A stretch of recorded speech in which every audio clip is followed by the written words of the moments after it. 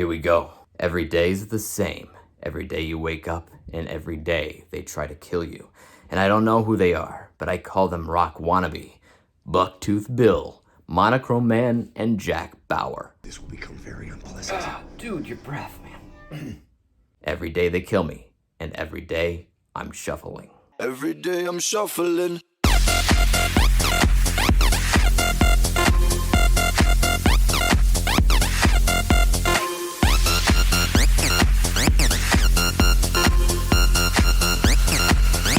Shuffling.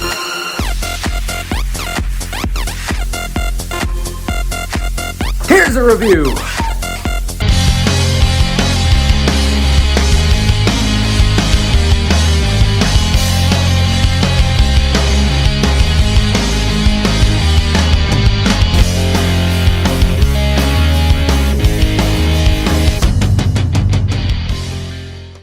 What's up and welcome back to Interpreting the Stars, where today I'm finally getting around to a film I've been anticipating for a while. It's Boss Level.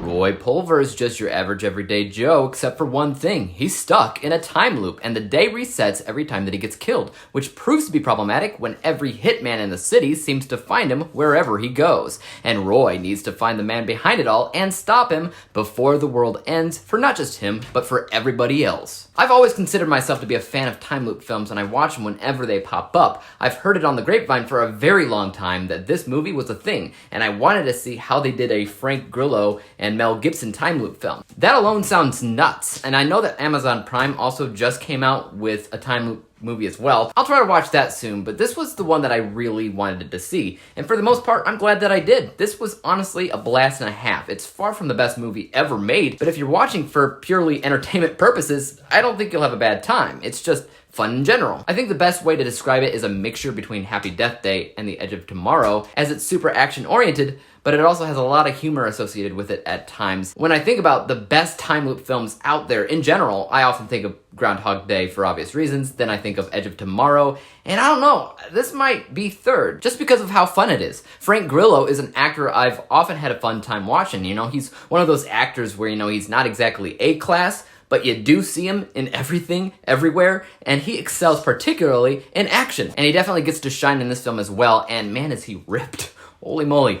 His action was great, his witty remarks were fantastic, and the enigma that he found himself in was always interesting and something that I wanted to see how it would end up. Mel Gibson's character is the boss the title's referring to, and he's the man on top, you know, he's the guy with the cigar, the evildoer. But his character was very bland other than that. As much as it pains me to say, anybody could have been cast to play this random villain, since he's basically a character with no history, no depth, and his entire motivation for being behind the scheme was somewhat unclear, or at least not branched out and explained as much as it needed to be explained. But yeah, it's not a perfect film, it's just a fun one. So you won't be looking at the movie and thinking it's deep, meaningful, or as memorable as some of the others in the time loop subgenre. And one of the main reasons for that is simply because the budget for it was clearly not as high as it could have been. It feels like an independent B movie in a way because they were forced to take some limitations with certain aspects. And knowing people like I do, I feel like this film may be overlooked by a majority of them. Heck, I would have probably looked it over myself if I didn't know about it for months. Also, the title of Boss Level makes the film sound like it's a video game thing, and I wouldn't necessarily say that's the case. Sure, some of the fonts in the movie are video game adjacent, and sure, you know, Frank Grillo's character has a son that plays video games in an arcade, but that's basically the extent of the video game thing. Instead, it's more of an idea. That is, you play a game over and over and over again until you beat the boss level, which seems impossible no matter how many attempts that you throw out. I only mention that because one of the things that attracted me seeing the movie in the first place is that the video game idea reminded me of Scott Pilgrim, which that entire movie acts like a video game. When people die, they explode, they turn into coins, for instance. It's very tongue-in-cheek about it, but I've always loved that movie, and I wanted to see if this movie would do something similar, especially since I knew it was heavily action-oriented, like Scott Pilgrim. With that being said, let us take a look at my final score for a second. From an unbiased technical level, this film isn't as big as I feel like it should be. The idea or premise of it feels like it would benefit more off of an actual blockbuster marketed as such. Since that's not the case, I don't think it's technically as good as it could have been,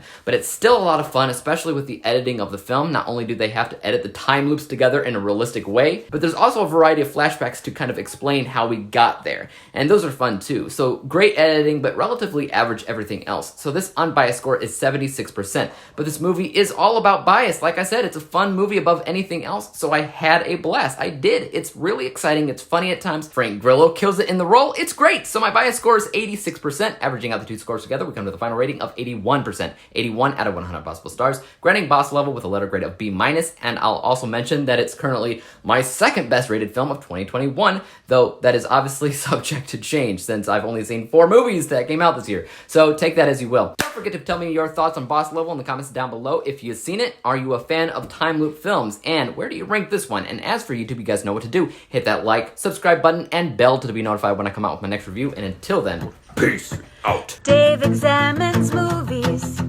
we just watch for fun. Davey is the expert. He is the #1 critic that I go to when I need a movie pick. Thanks for joining up with us. We think